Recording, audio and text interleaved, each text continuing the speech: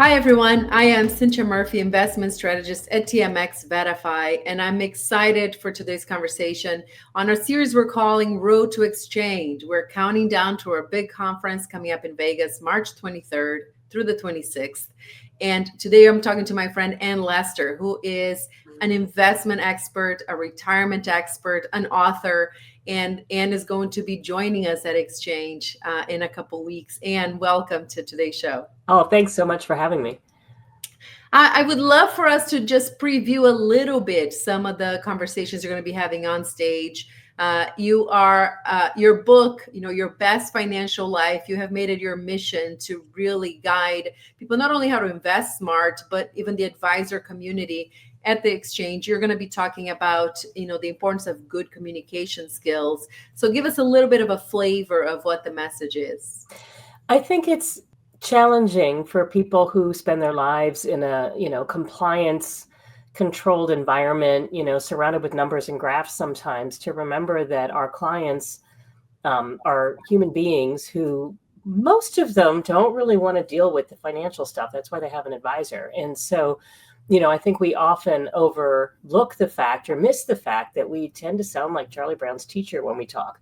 And that does not help create a trusted relationship between the client and the advisor. So my speech is going to be full of stories and tips on how we can communicate more effectively with everybody, but especially younger audiences, to make sure that we're creating an environment where they feel safe and comfortable opening up and trusting the financial advice we can give.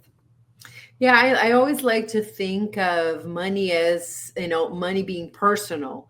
I think we tend to focus in our industry a lot on the numbers, the percentages. Are you up or down versus the S&P 500 or some benchmark of your choice?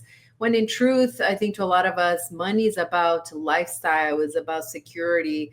And I see my own kids who are both college age. Their relationship with money is completely personal. It's what are they passionate about? What do they like? What do they want to invest in? Based on the companies that bring them joy in some level. It does feel like a completely different type of conversation than what we're used to.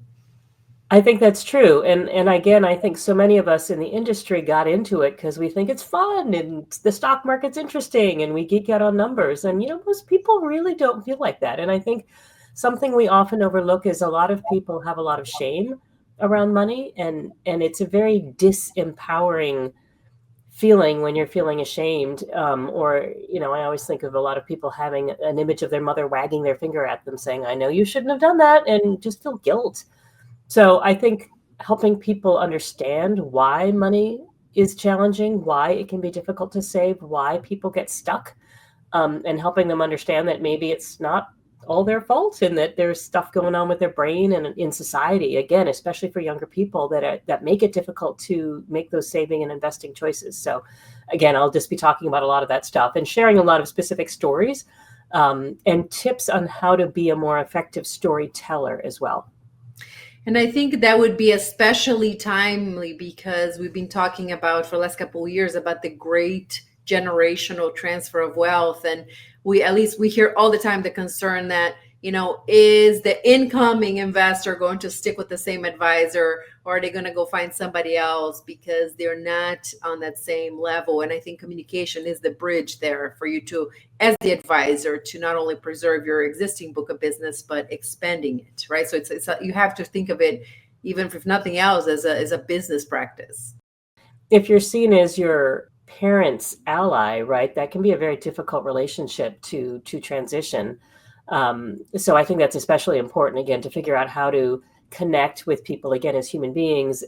I find often as well, it's very effective to share, ways that you might have made your own mistakes, right? So those clients don't feel judged, because I think a lot of, especially younger people, are very quick to feel judged by their elders. And I think, avoiding that is really helpful.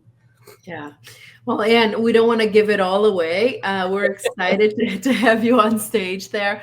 We already have more than 700 advisors signed up for the event, 1,600 registrations. It's going to be a great event. If you haven't signed up yet, folks, there's still time. Just check exchangeetf.com. and to join us at the event. And we're looking forward to it. We hope you bring a couple copies of your book.